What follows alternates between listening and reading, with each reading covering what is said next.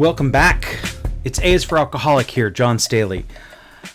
Hello, all you former party people. I hope all is well out there in the world with you. You are finding some way to stay off the thing that wants to stay on you. I got work here in a bit, but I wanted to get this out. First things first, if you haven't signed up for the Writing and Recovery Finding Creativity in Sobriety workshop I'm doing, you need to do it. Go to any one of the socials, go to opheliasbooks.com and sign up there. I will be running it from 4 p.m. to 6 p.m. Pacific Standard Time. We're going to talk about all the things we've been talking about on the podcast, going over some exercises, sharing if you want. You're not required to share. I would highly encourage it, but you're not required. So go to Instagram, click that little link. Go to Facebook, click that little link. You're going to find it somewhere. Go to opheliasbooks.com, click that little link. If you're in Seattle, if you're in the Fremont neighborhood, go stop by Ophelia's Books. So, what is it? We're just going to talk about why and how writing has helped me in my recovery. How it's helped me understand what the hell that I'm doing. It's raised a lot of questions as well as answered some of them. We continue to write and find new ones, answers and questions. But today I wanted to talk about something I'm calling Rage on the Page, just because I like the way it sounds. I like rhymes. I like poetry, that kind of stuff. So the quote that I want to get out here, the thing that occurred to me is that, before I forget it entirely, writing is the liminal space between thought and action, between emotion and reaction. It's where I can explore ideas, express feelings, and ask questions without fear or judgment. And that's what it comes down to.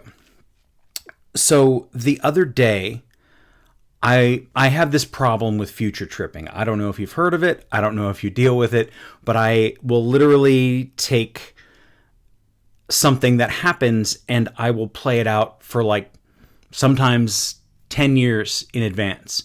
Well, if we do this and then this and then this, and if you do this, don't you understand the ramifications of what you're doing? You don't understand the ramifications. This is a bad idea. Don't you understand how it's going to affect me in the next week, in the next 5 years, in the next 12 years, whatever it is? And so I get really worked up about things. Not a lot of things, but some things. And sometimes these things are not my business. Sometimes they are decisions people are making about their own lives, their families, their friends, things like that. And this has happened a few times. And one in particular, I was just like, oh my God, this is a terrible idea. I can't believe you're going to do this. I don't know, and I can't control it. And I'm just angry and I'm just frustrated and I can't control any of it. It's beyond my control. So I decide to start writing it down, and I'm angry and I'm frustrated, and I write down all of the reasons why I am angry and frustrated in minutia. All the minutia of my ire goes down on the page. And normally I do about 3 pages.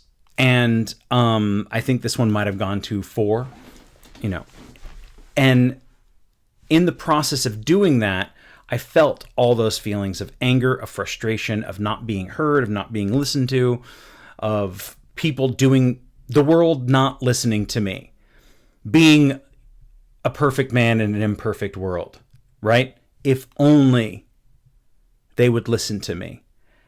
And by the end of that, and normally I don't reread much of the journaling that I do, but at the end of that, I felt a little bit of relief. I felt like, okay, I got it out.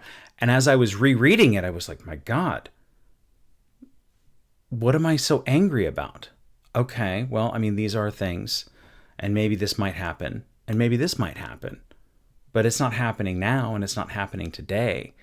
And I'm like starting my day in such a bluster and really bumming myself out over something that's not happening or hasn't happened.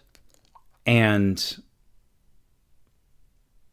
now I think, oh, okay, that's all right. I can deal with that. I can find a way to deal with it. And I think what occurred to me after doing that was that getting those emotions out and not holding them in, not waiting until I am confronted with the person or the thing that is causing me so much anger, I won't blow up at them because I've blown up on the page. And I would suggest that you don't even have to keep those pieces of paper. They don't have to go in your journal. They don't have to be anywhere. You can write them all down, and then you can rip them up and you can throw them away, and you can be as vitriolic as you need to. You can be as angry as you need to. You can spit fire all over the page, and then you can crumple it up and you can burn it. And so it doesn't have to be something that there are ramifications for our explosions, for our emotional explosions. There doesn't have to be any consequences if we handle it on our own, if we handle it on those pages. We don't have to get into a fight with somebody, and maybe we might see it a different way, and maybe we might see that whatever the other person was doing or the other situation that was happening wasn't about us, or wasn't as bad as we thought, or could have some other conclusion rather than a fight, or might even be helpful or benign in some way. So I think that was the epiphany of just throwing it all down. And if you feel so inclined, like I said, be cruel, be vitriolic. All of those nasty, nasty thoughts and feelings got to come out. I may have said this before, but I was in a meeting one time, and this man, he was sharing, and he started crying, and he was talking about the tears, and he said, the tears have to come out because the tears are the poison. And it's the poison inside me that is eating me up, that's killing me, that causes me to drink. And I think that those emotions, that's what does it. And I'm going to be 9 years sober here in a couple of weeks, I think, if I look at something like that, all things going well. And I will occasionally feel like I am immune to alcohol at this point, not to the point that I'm going to be doing any Jaeger shots or anything like that. But the truth is, it starts somewhere, and it's those little gnawing resentments and angers and frustrations, and the fact that things won't go our way, won't go my way. If they would just go my way, everything would be fine, and then I wouldn't have to drink. But it starts with that anger for me, and writing it all down in the harshest language possible was a good way for me to express that without actually hurting anyone, because it's not going anywhere. It's just there for me. And, come the future, if somebody were to come by this book, they might be like, wow, dude was really angry about something stupid that doesn't matter anymore because, I don't know, they find the book in 50 years after I'm dead or something and think this guy was fucking nuts, which would probably be the case as well in that moment. Temporary insanity. So I can't express to you how helpful this has been when I'm angry about something and then I just let it take over the journaling and I get it out. And again, feel free to rip it up. Feel free to throw it away. I think that's an important thing. I'm a collector. I like to have my collection of writing, and I have all my notebooks in the box, in the closet, and I like to go back sometimes. But this is not that. These can be ripped out and these can be thrown away if there's any fear of, misunderstanding or retaliation, or somebody comes across your journal and says like, hey, and then that whole thing of like, what were you doing in my journal, and so on and so forth, and blah, blah, blah. So I would suggest getting that rage down on the page. I think it also works for sadness, for feeling grief. My current grief that I still haven't given up is I have multiple injuries that have basically sidelined me from running at all. You know, I got 4 miles in the last month and a half, and that same spot just keeps flaring up, and there's nothing to be done. Well, that's not true. There's all the stretches that the physical therapist told me to do that I have not done on a regular basis, but it's in this tight spot behind my shin.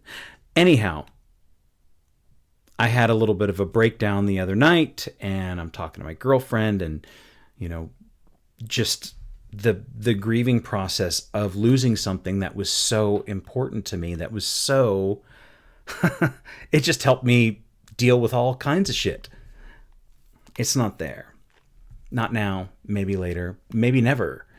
And I have to be prepared for that too, because that's just the way it goes. Some things will never change. No, that's Bruce Hornsby in The Range. We're not, that's a different episode.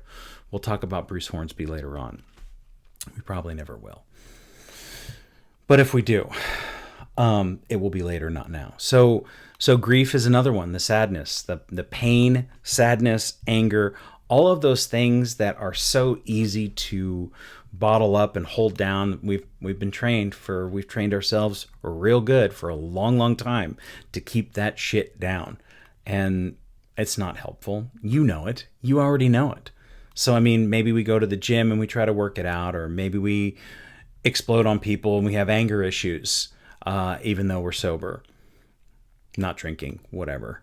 And I think that writing it down, and whether you keep it or not, is going to give you some perspective that you wouldn't have otherwise.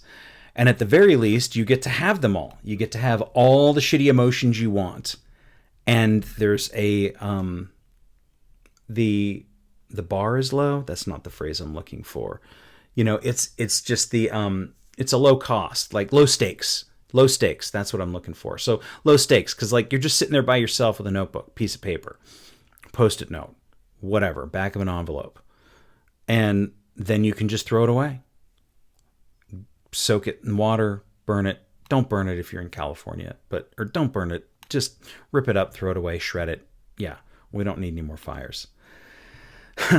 But then I get to feel all those shitty feelings that I'm so desperate to feel because I can't help myself, because I'm an alcoholic. And then I can be done with them, and I can walk away from them, and I can close the book, and I can have a little bit of the process there in the few moments that it takes me to write down my feelings about something that makes me irrationally upset. So writing is the liminal space between thought and action, between emotion and expression. It's where we can explore ideas,